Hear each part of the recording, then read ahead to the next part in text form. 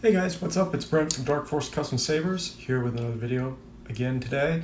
Today is a really special video actually. I'm really excited because we're going to be assembling the first Mark III Transcendence, and I'm really excited for this. I modified and tweaked the design, but I also overhauled the chassis design. So this is the first iteration. It might change a little bit as I kind of do this assembly and see what works, what doesn't, what can be improved upon, and yeah, just see what kind of works. But I designed this in mind for my own personal iteration, so customer iteration, ones that you guys might, if you're interested, be ordering, might be a little different depending on how things go here today. So of course, let me know if you like this kind of stuff, and yeah, let's just get into it.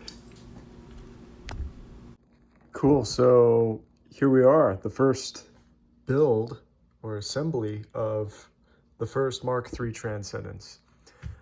This is going to be my personal one, and yeah, hopefully this will be fun. So yeah, let's get into it. I have the chassis right here, the hilt, which I'm going to actually set aside here for the time being, in these nice lovely boxes, which are all included with the Mark III Transcendence hilts. Okay, cool. So I think to start, I'm going to work on the battery clips first, perhaps. And yeah, we'll just kind of see where that goes. Every saber is a little different depending on where you start. So sometimes it's easier to start from one place than it is another. Being that this is the first assembly of one of these hilts, we're going to kind of learn and experiment and figure out what the best way is for this specific design. So yeah, let's get into it.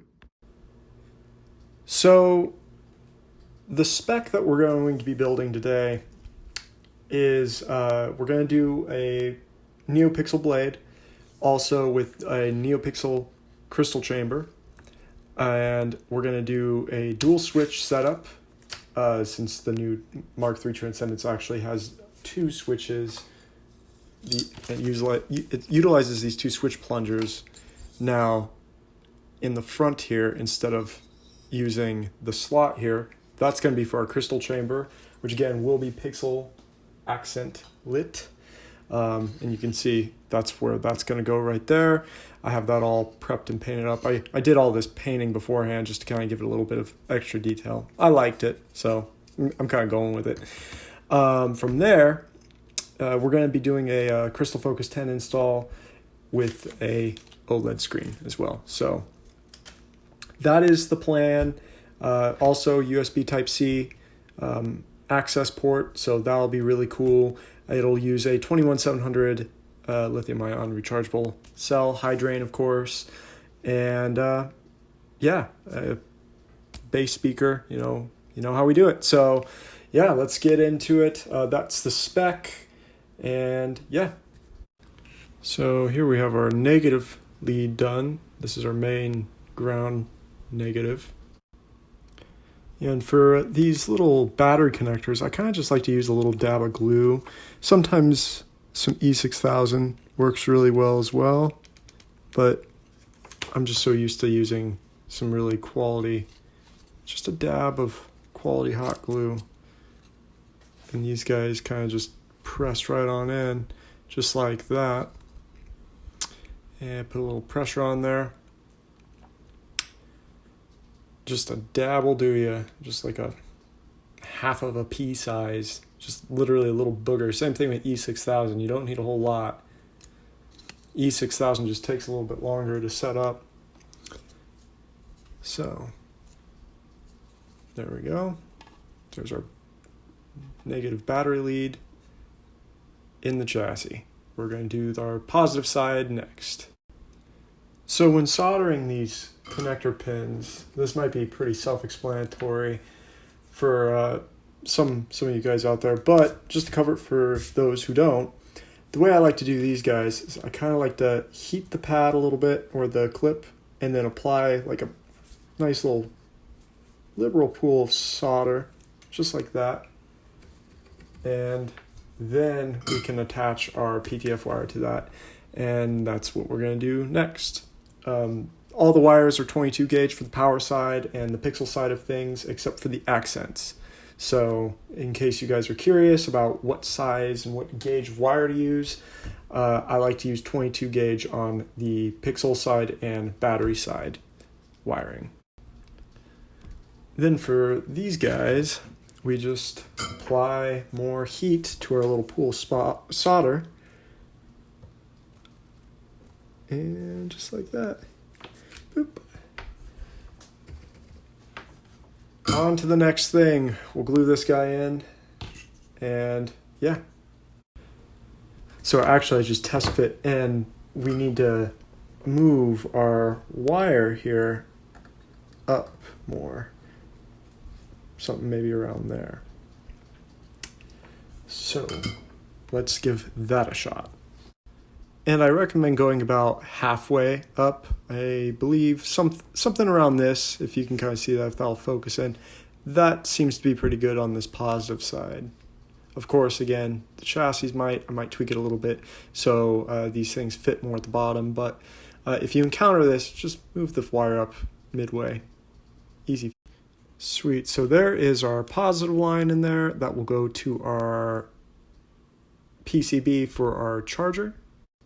And this might be kind of hard to see, but on our negative side here, we come through the bottom part of the chassis, and then there's another top hole on the top there that we're going to route this guy through, just like kind of like this, if you can see what that's kind of doing there.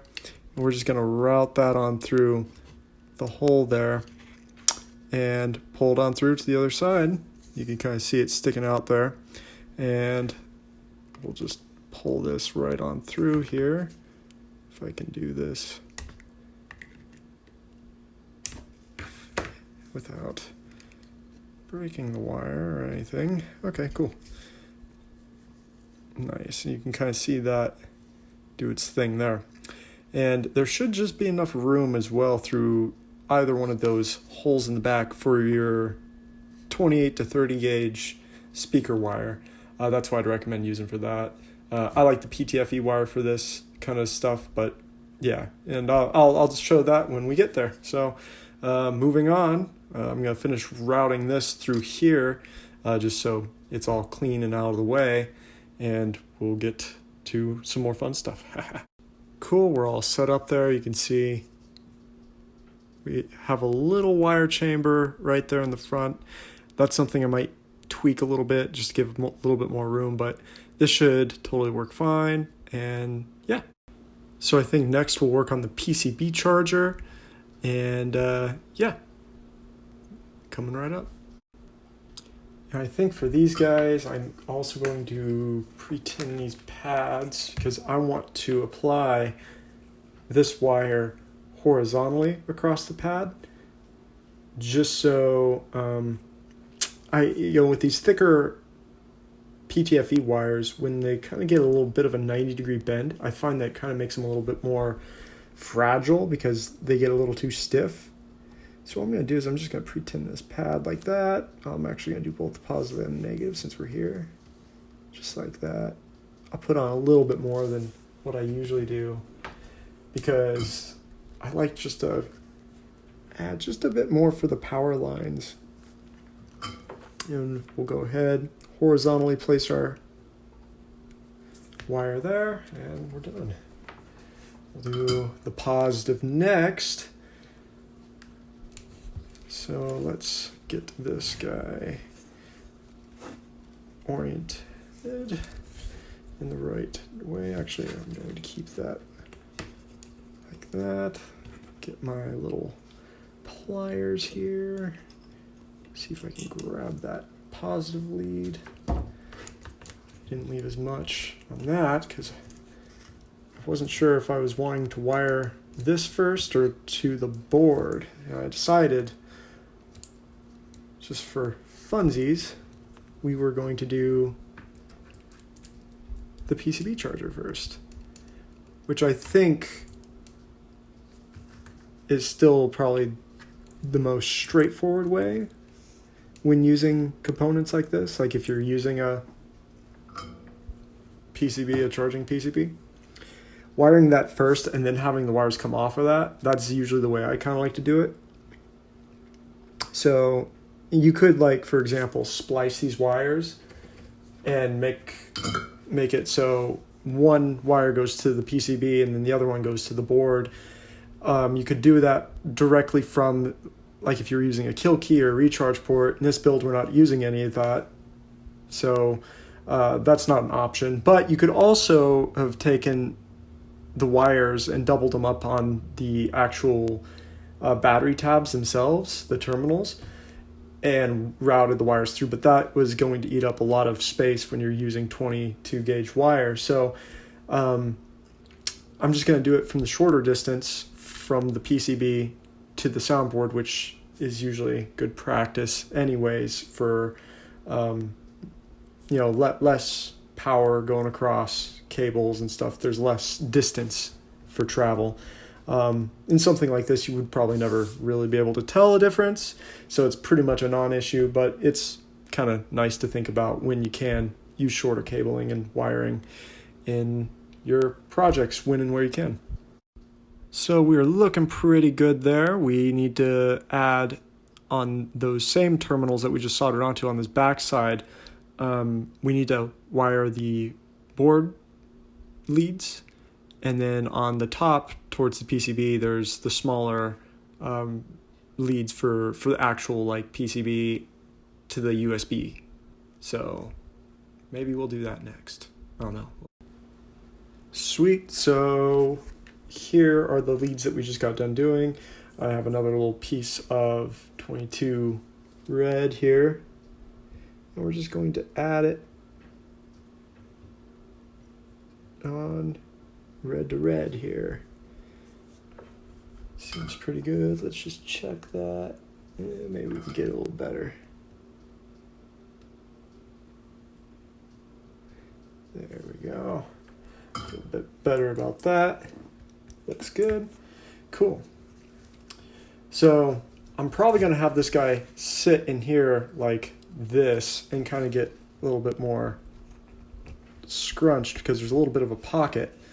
It's kind of hard to see there, but I designed this so there's enough space on the bottom for one of these boards. And then, we'll just kind of let the wiring kind of do a bit of a gentle curve up like that and attach to the positive side of the Crystal Focus or whatever board you guys would be using. In this case, I'm using the Crystal Focus, so this would go directly to my board. If you were using a recharge port on a chassis like this or something like this, really for any build, you'd kind of end up doing the same thing. Cool. So I actually went ahead and I turned those wires around because I think that was just going to be much more ergonomic and functional and a little easier to install when we go to wire those onto the board. So I attached our negative on and just reverse those wires so now they point in the opposite direction. And now we continue. So here I just cut 2.5-inch pieces of, I believe this is 28 gauge wire, but you can also use 30. And this is going to go on the opposite end of this PCB charger. This is what's actually going to connect to our USB ports. We got to have one on the board side and then one actually on the hilt/chassis side that we actually plug into. That will be our USB-C port. So we will start working on that here. And most of the wires here I wanted to mention, I'm using probably anywhere between 2.5 to 4 inches depending on the length. Except for the main black positive, that one I used probably 6.5 inches to go from this battery terminal negative all the way up to here. Could have used a little less on this board here just because, you can see we do have a little bit of extra, but in this case it's going to work out well because we want to tuck that guy underneath. So that's what I'll do. I might rework that so that works a little better, but yeah, cool. So I reworked that so that kind of slides in there a little bit better, and I think that'll just work a little bit more efficiently. So yeah, we're gonna go with that. And before I get too far involved. What I want to do is I want to wrap that board in a little bit of Campton tape, and I'm just going to tack it down inside the chassis just with a little dab of hot glue, just so it doesn't rattle around, doesn't move around, and it won't come loose if I want to engage with my saber and play with it, you know? So yeah, we're going to do that real quick. Cool, just like that. Just did like a wrap or two around that. Just so when I glue that down, I don't like glue being directly on the PCB, even though this one doesn't really have any componentry on the side that I'll be tacking things down on. I just kind of like to protect it and just add a little extra layer of protection using the Campton tape when I tack things down or glue things down. So here you can see I have that guy tacked down with a little bit of hot glue. I find the hot glue works the best since it solidifies faster than E6000 for applications like this. But you could use either or, just personal preference here. But yeah, moving on. So now I think we're going to work on the USB ports. I'll do the crystal focus, just the micro USB port. This is going to plug into the crystal focus, and we'll have our wires kind of coming off there going into the Type C USB port. So that's next. So we're going to go ahead and do our negative, and we'll go ahead and do our positive. I got to cut my other wires for the data lines here, but there's our ground and our positive. So let me go cut those wires. I'm going to cut this. I'll be right back. Awesome. I got 2.5 inches of green and yellow cut. Those will go on these little pads here and connect to the Type C port. And we'll also connect our positive and negative lines to our Type C port, which we have on our blue and red 30 gauge wires here.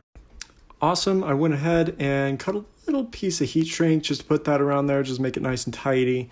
In chassis like this, we have enough space for it, but in other cases, it might not necessarily be necessary if it's well insulated in the chassis and it's not going to be, potentially making any contact with anything else. But highly recommend to use heat shrink or Campton tape when and where you can, if you have the space. And if not, design chassis to have a little bit of space so you can kind of keep some components well insulated. Awesome. So here's our USB-C port. I'm going to go ahead and get that heat shrunk and installed. Cool. We're moving right along. So I think we'll start working on our OLED screen now. And we're going to use some 30 gauge on these guys and route them through this little slot right there. And that should be pretty rad. So yeah, let's see what kind of trouble we can get into. And here we have our OLED all wired up, looking pretty snazzy. And I guess we can start wiring the board. All right, OLED is installed. We have our wires routed, and we're ready to move on. So I kind of changed my mind here. I think I kind of want to do my speaker first and route the wires in that way. I think that'll just be a little easier on me in the long run. So I think I'm going to go ahead and do that right now. So I'm cutting 6.5 inches of wire. That seems to be feasible for the length of this chassis. So just an FYI, 6.5 inches seems to work pretty good. And for the speaker side, I went ahead and placed a little piece of double-sided, like kind of foam sticky tape. I really like this stuff for speakers. I usually try to design my chassis with just enough, like that 1/16 of an inch or so, extra space so I can put this tape on the back of the speaker, because they really hold the speaker in place very well, the tape does. And it also kind of helps, pad the speaker and seal it into the chamber of the holder itself. So you get a nice, like, airtight kind of effect. So wiring speakers, one of the ways I like to do it, and it might be a little bit difficult on this since I have that tape on the back, but since I have these little metal helping hands and speakers are magnetic, I kind of like just it kind of works a little bit. I like to kind of put one of the little arms out so the speaker kind of sticks to it because it's magnetized. It's my little trick for soldering speakers. So then you could just take your wire and usually they stick a bit more, but again, have that tape on the back.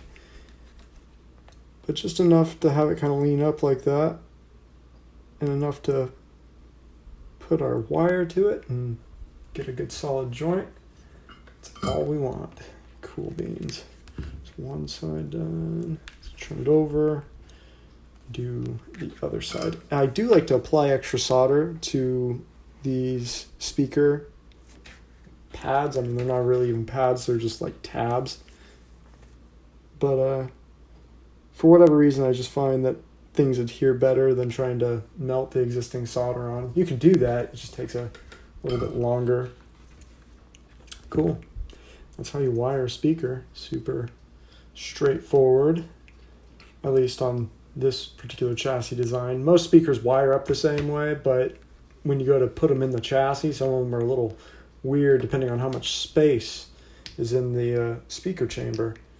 So in this case, I kind of want to, I'm not going to twist these wires because there's not enough space in my wire routing chamber thing. So we got to have some fun and try to route this the good old fashioned way. And it's kind of working here. Let's see. And that's not going to work because the battery tab is in the way. So let's go. Choose a different hole. Choose the other one. That might be a little tight there too. So let's try maybe just one at a time. That wants to go. Oh, there it is.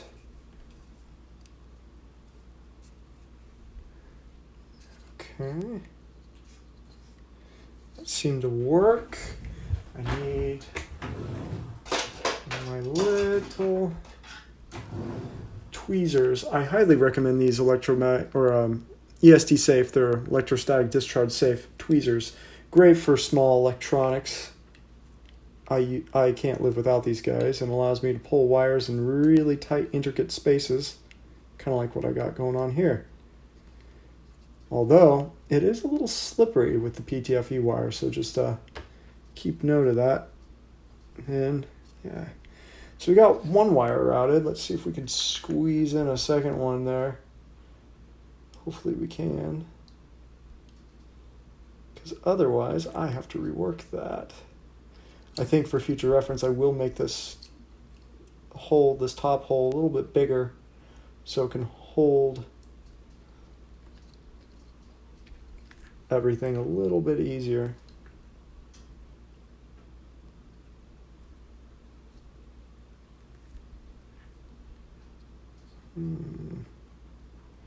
Maybe not. All right. Challenge accepted. All right, let me take a break and let me think on this here for a second. All right, so that worked. That's really tight. I'm going to fix that in future iterations of the chassis, but this does work. It just takes a little bit of patience, so it's good. We're in a very solid place. I could probably use just a little bit more diameter on that hole just to make it a little bit larger. And yeah, but nonetheless, just a little patience here. Ended up working fine with help of these little tweezers, of course. I also have to make a little shout out to Tom Megtooth Sith Sabers.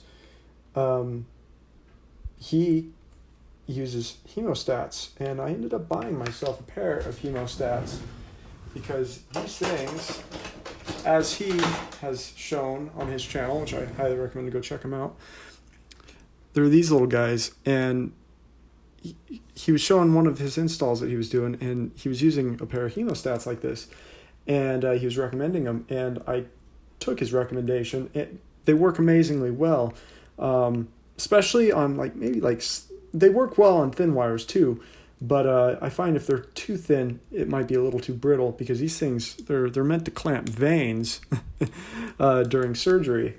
And they work really well for electronic, tight, small electronic installs like this. So shout out to Tom there. Meg 2 Sith Sabers, man. That's pretty ingenious to snag a pair of those. I appreciate that tip, though.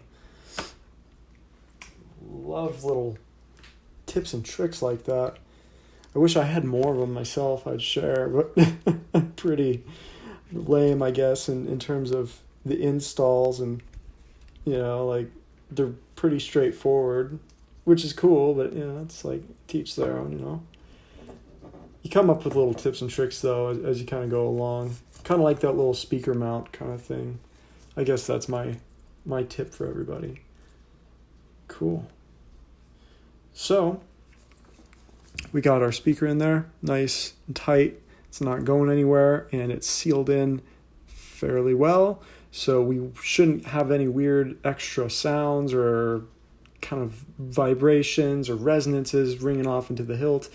This hilt is very, particular anyways, because if I show you the back half, it has this open section right here, and then the pommel right there. Well, the speaker section fits perfectly into the pommel section, but if there was any holes existing in the chassis, kind of like aesthetically, there appears to be holes, but these aren't actually holes. These are just aesthetic little recesses that are in the shape of pentagons. So that's cool.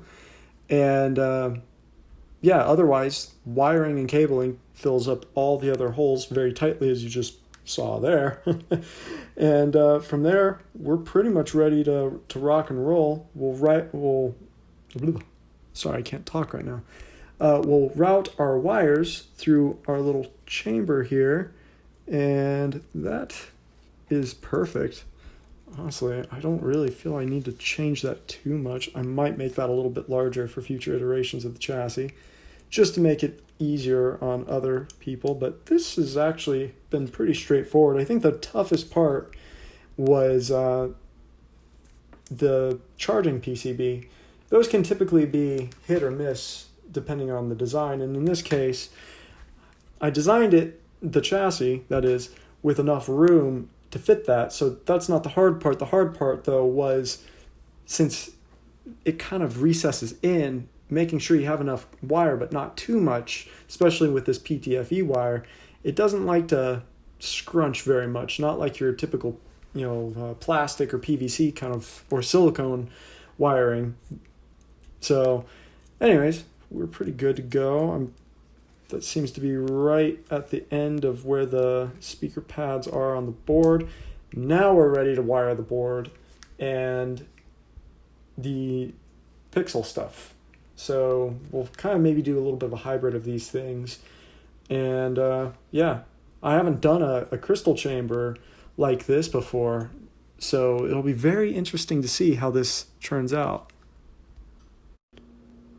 So we have our OLED wired on the board side. I also went ahead and plugged in our micro USB just to have that all set and ready to go. Speaker wires are soldered in place. I think it's time to start working on NeoPixel stuff. Fun. So we have 13 accents that I want to light up. I got one for the crystal itself, and then 2 kind of like experimental side accents. I don't know how it's going to look, but in theory, it should be pretty cool. We'll have to wait and see till the end here. But so I'm thinking about using LS2 for these guys and then LS1 on the CF for the main blade. I could also use main blade and this guy for LS1 if I wanted to do that, and then use these guys for LS2. There's so many different ways to do it, but I think I want to do all of these for LS2. At least that's what I've planned out ahead of time. So I'm starting on LS2. I have a tack soldered into place. What I think I'm going to do is I'm going to do a wire splice. I'm just going to do single wires on the data lines and maybe even all the lines, and then just join them and splice them together. It makes it easier to solder to the boards, I find. you know. So, yeah, that's what we're going to try, and that's my story, and I'm sticking to it. So, LS2, here we go. This is my first LS2 pad. That is a tiny pad, but we got it. Cool. All right. So I guess we'll do... Yeah, I kind of want to do all the rest of the pixel stuff first. So yeah, let me finish up everything connected to LS2 and the accent pixels, and yeah. So I actually took the liberty and went ahead really quick to jump the LED pads 1 through 4. Yeah, so got that out of the way. It's kind of tedious stuff, so it's kind of hard to get that on camera, but you can kind of see the jumps there. Black wires, cool. Cool beans. All right, the tedious stuff is nearing complete. So I got my LS2 strips kind of prepped and ready to go. I'm going to do a test fit. I still need to apply the resistor and to tie these guys in. Yeah, we'll see how it works. All right, so we got our LS2 strips installed. Those are looking pretty sweet. Now we just got to add the resistor and join them to the board. Okay, so here's a deal. We're still going to add those resistors to the board, or those data lines. I got everything joined, just not connected yet because it's a tight fit. And I predicted this to be a tight fit. So to get around that, I have to wire things in a different order. So before I do the data pads and the data lines and all that stuff, I'm going to finish the blade side of things. So I have a positive 22 gauge for the blade that I got attached to the positive lead or to the positive pad. And then I got to do the LED negative pads. And then obviously, then we'll do all the data stuff. So yes, let's keep going. So I have to attach this positive line a little differently. I have to go on top of the pad since I'm running out of space, because the pixel accent positives will go on the bottom side. So that means I have to do this one on top. No biggie, but it's a good thing I gave myself a little bit more length in the cutout of the chassis, so I can kind of do a little bit of a tucking motion with the wire, so it'll be soldered on the top, but it'll kind of wrap around on the bottom. Unfortunately, that's the only way that I can find to do this, but that's okay. We are good to go there.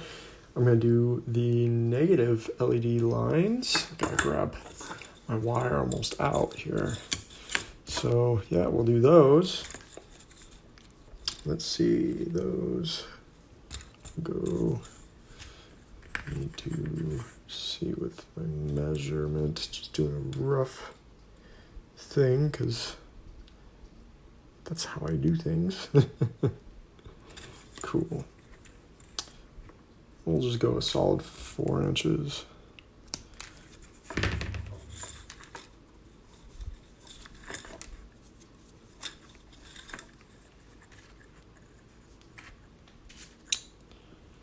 And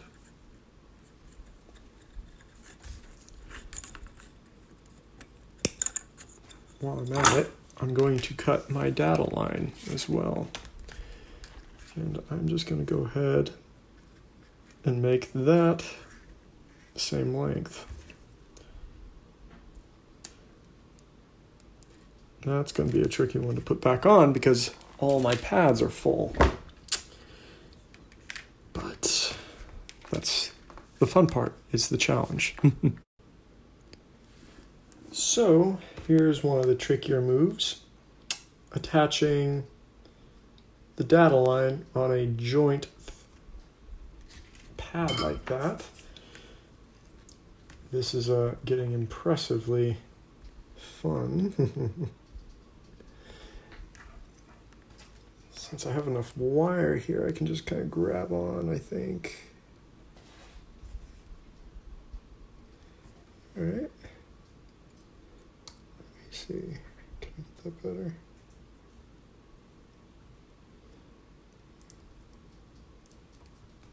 If I grab that wire, and I want to get that better.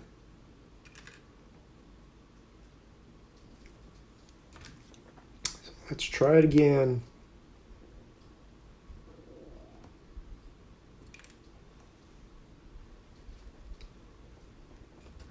All right.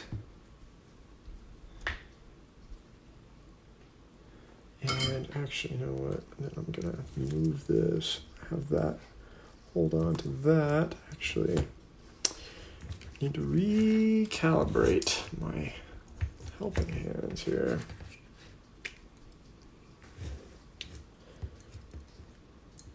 Could always bust out the hemostats too. Those things work great.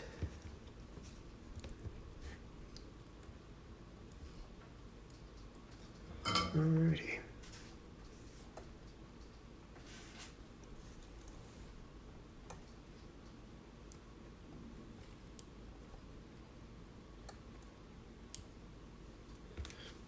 So that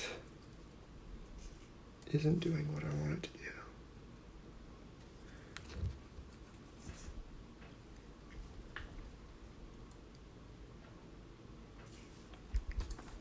Actually, let me clean that off.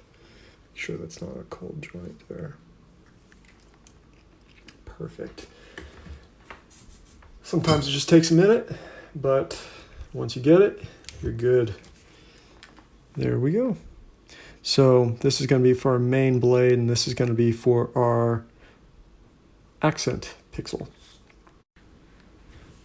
So I think we're going to do the LED lines now. See if I can kind of get that in there.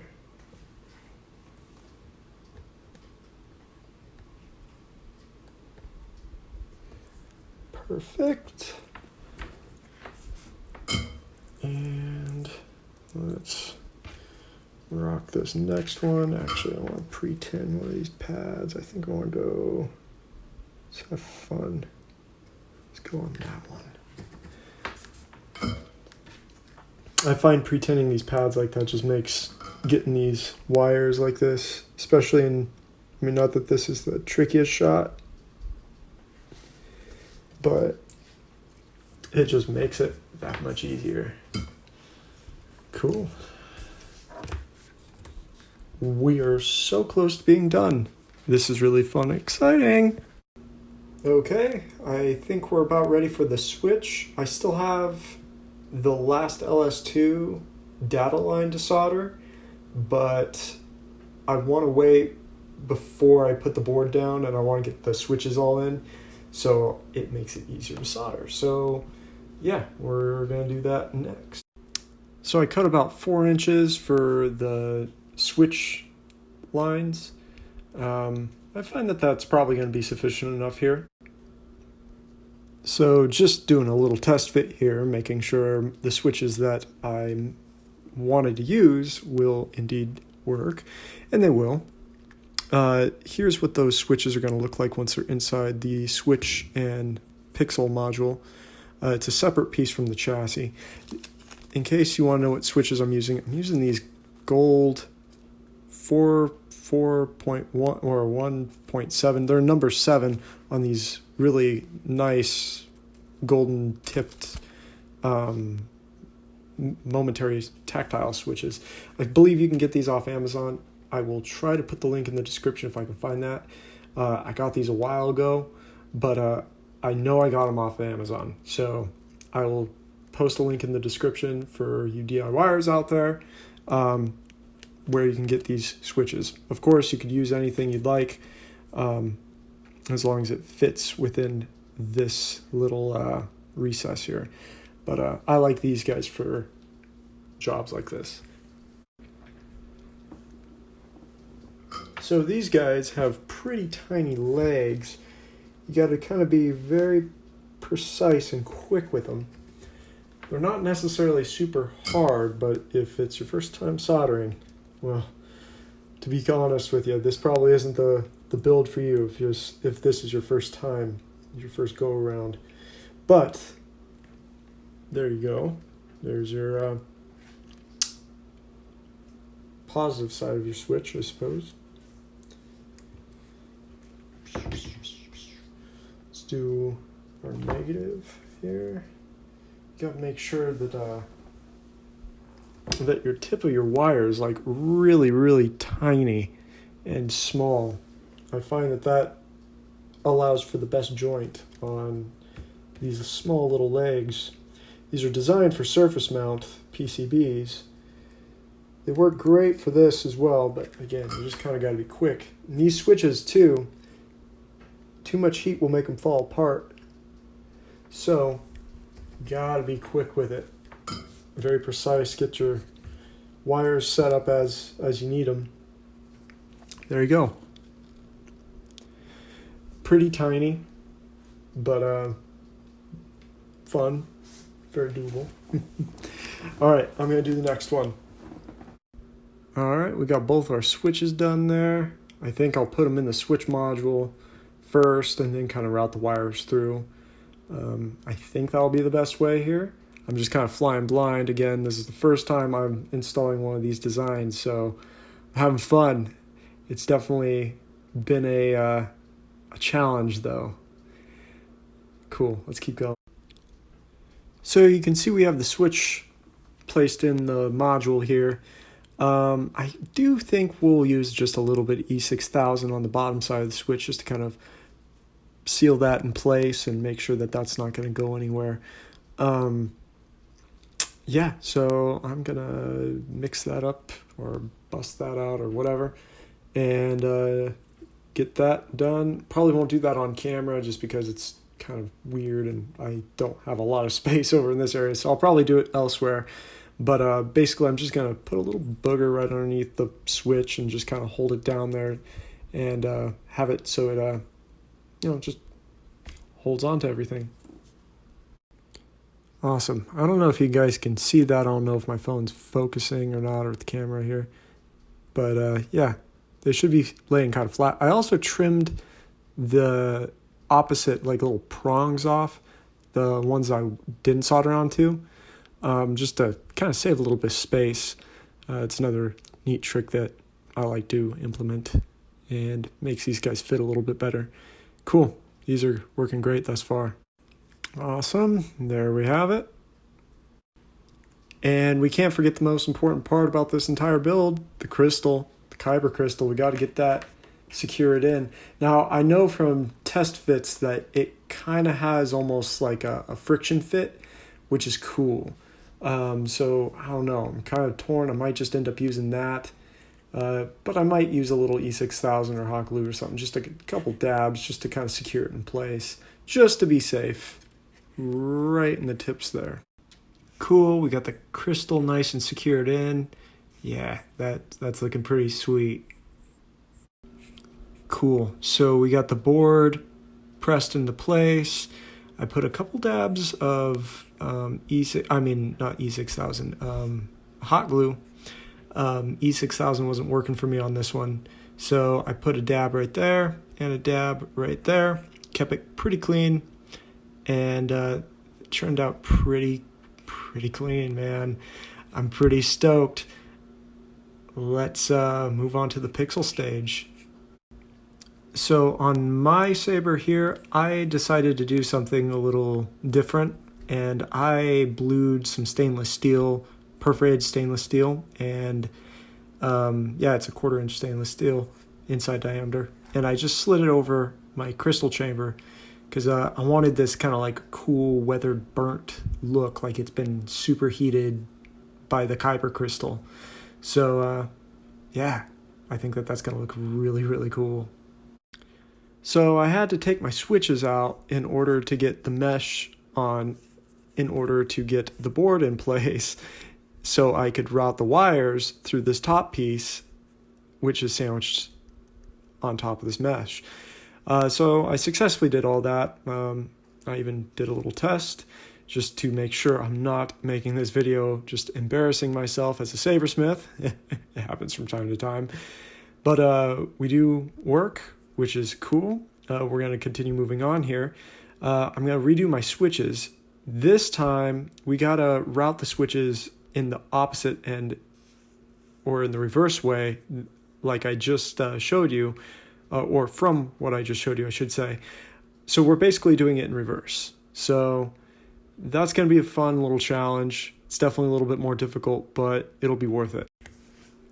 Actually, I stand corrected. That wasn't any harder or easier than it was before. It was actually pretty easy with the needle nose pliers. So yeah, that's a good way of doing it. Now we're going to put our switches, solder our switches back on, and secure those back down. All right, we're back up and running in terms of the switches.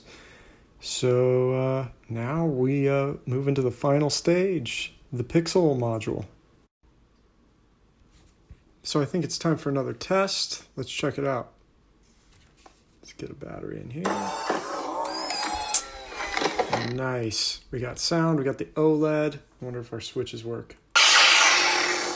Oh yeah. Nice.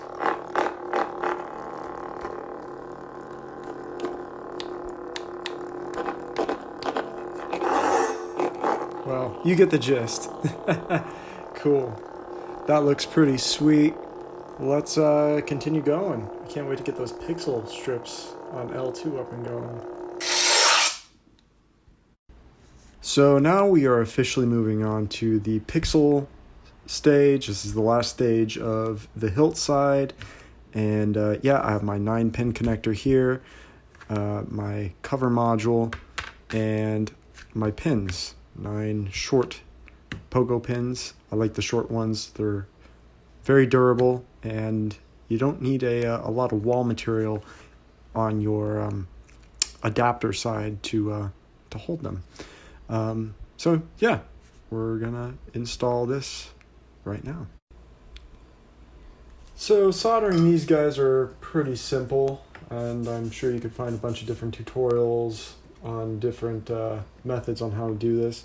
This is one of the ways I like to do it. Just place your pins and apply a little bit of heat with a little bit of solder in just a sec or two, just like that, and you go across each pin. You want to make sure that the pins are nice and covered. I'm using leaded solder on this, so they will be shinier, and this is a good indication that you are having a good joint. You're getting a good joint, that is. Now, if you're using lead-free solder, which is totally fine as well, it won't be quite as shiny. Just it's a side effect from the lead on joints, you know, the solder, or not the lead, but the solder on the joints, just being a different kind of chemistry and different makeup.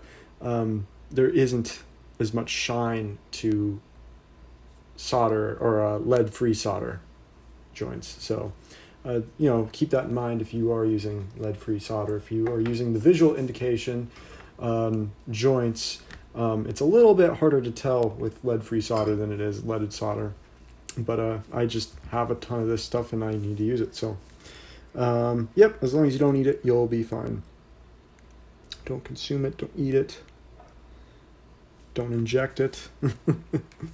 Common sense. Cool. That looks pretty good. Another thing too is you don't want to over apply the solder, obviously, because what will happen is, aside from getting a glob of solder on the pads, it'll actually like kind of stick to your tip of your iron, and it'll pull your pins up. I've had that happen to me before, just applying a little bit too much solder for a little bit too long, and it just, you know, it'll start pulling the pad up when you go to pull away. And that's why you kind of want to be quick about it, you know, very, you know, just a little bit of heat, apply the solder, boom, maybe a little bit more on that, perfect. You know, just a second or two and you're good to go. So we're going to continue on here.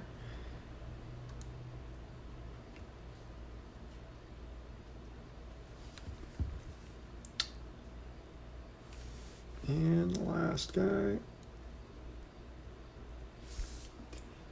Now, one thing that we'll have to do, and I recommend doing this if you can, but always do a test fit of the pins into your module. Since this is a 9-pin, we're just going to do a test fit, make sure everything fits.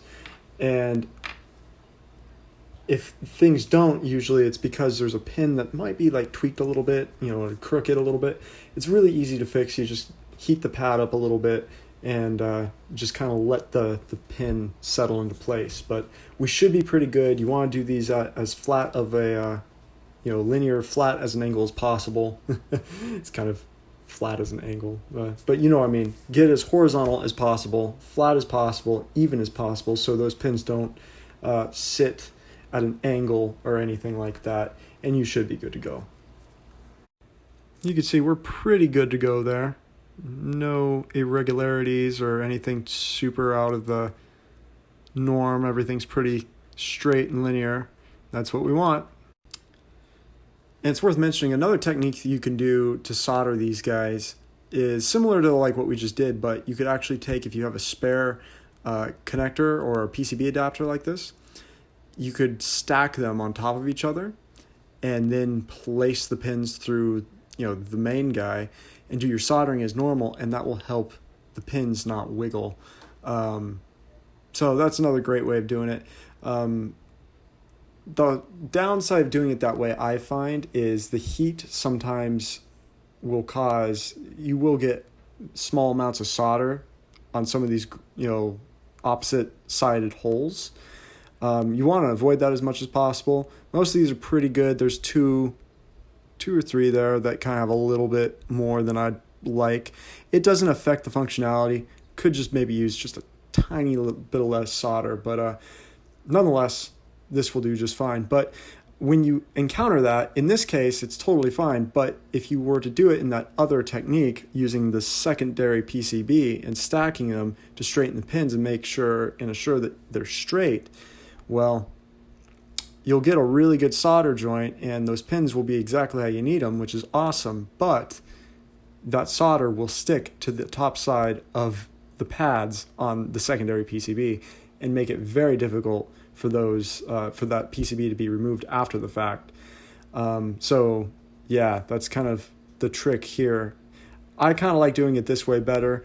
It's kind of off the hip, but it works really well. I've been doing it for years and never had a problem. So whichever way you guys like to do it, though, there's many different ways. Cool, our test fit looks great. You can see those guys stick up at their approximated amounts. This is perfect.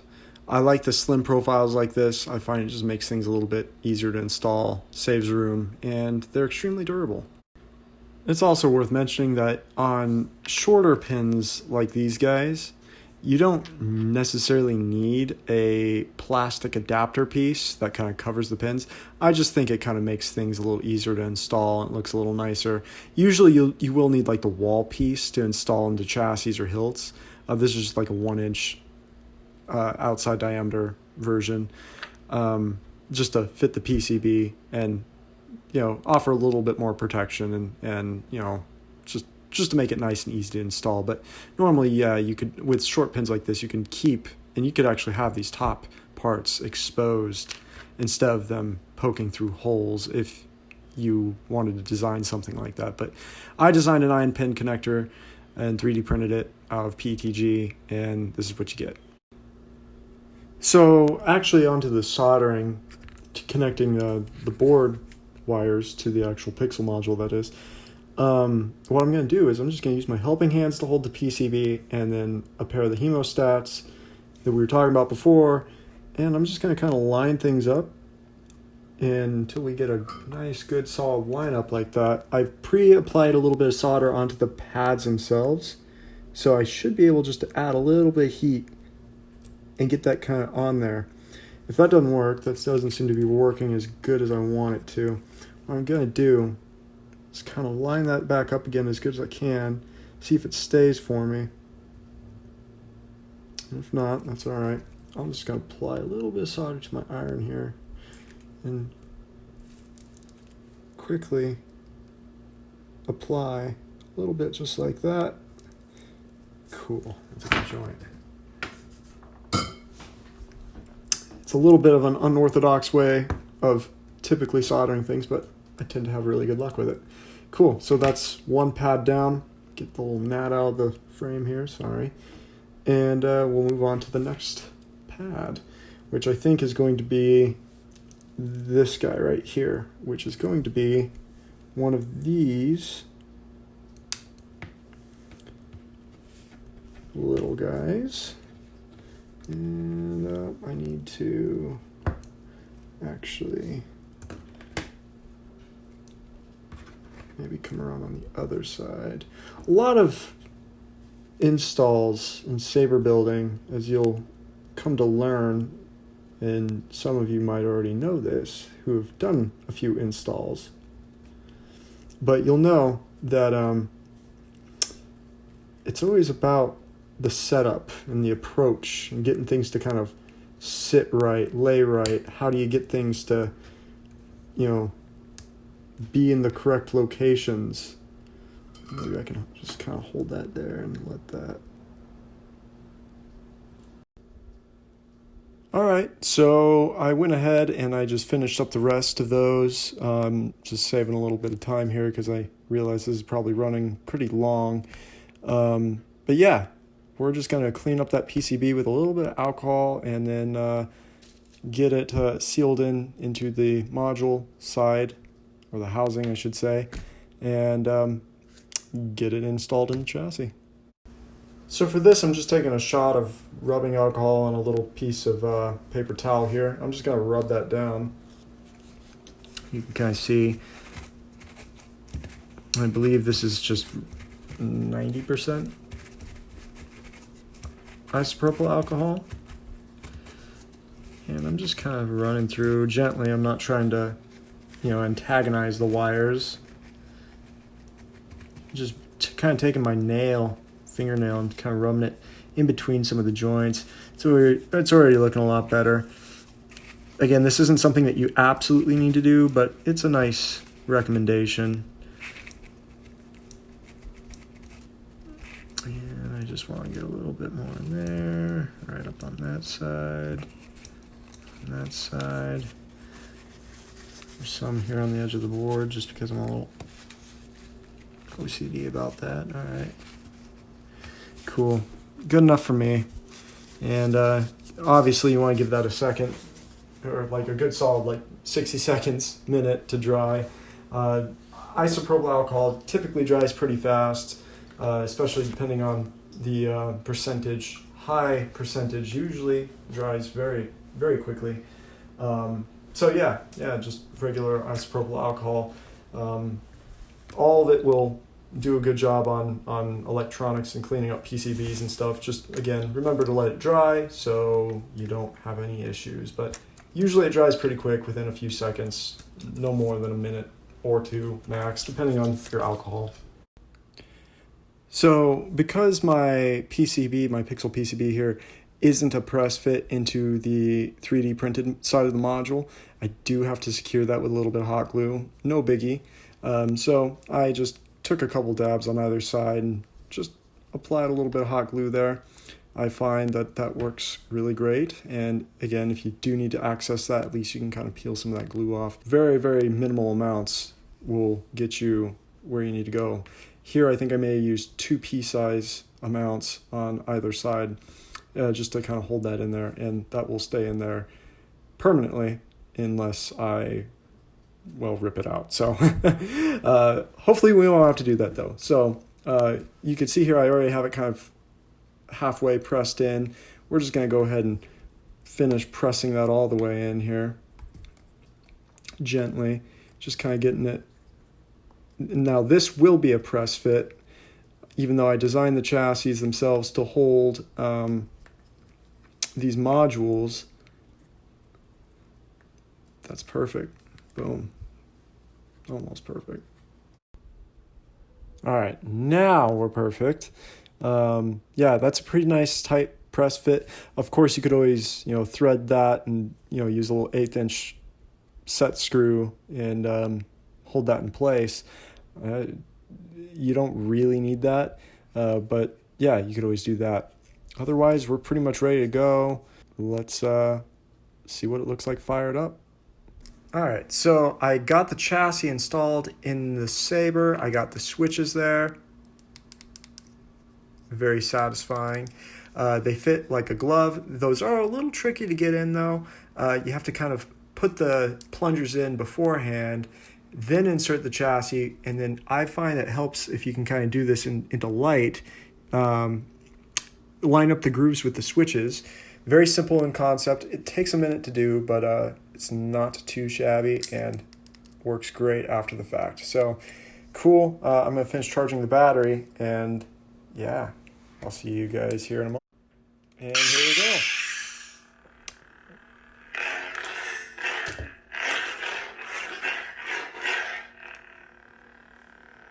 Very cool. Alright guys, so I ended up actually switching the hilt. It's the same model, just painted up, and yeah, this is the Fed edition of the hilt. But same chassis that we just installed, and just to show you, we kind of have low power in the battery here. I need to finish charging that. It's been a while since I made the last part of the video, but anyhow, you can see we're up and going. Got a nice illuminated crystal chamber. Nice and loud. All the great features the crystal focus has to offer. Of course, you could do this install with any board you like, just with a little bit of mild modification. I will include little Profi adapters for Profi board users. So you can just glue those right in place in the chassis and use your Profi boards. They work great. So yeah, that's it for this one. Let me know if you guys have any questions, and feel free to reach out. You guys have a great holiday season, and I'll catch you on the next one. See ya.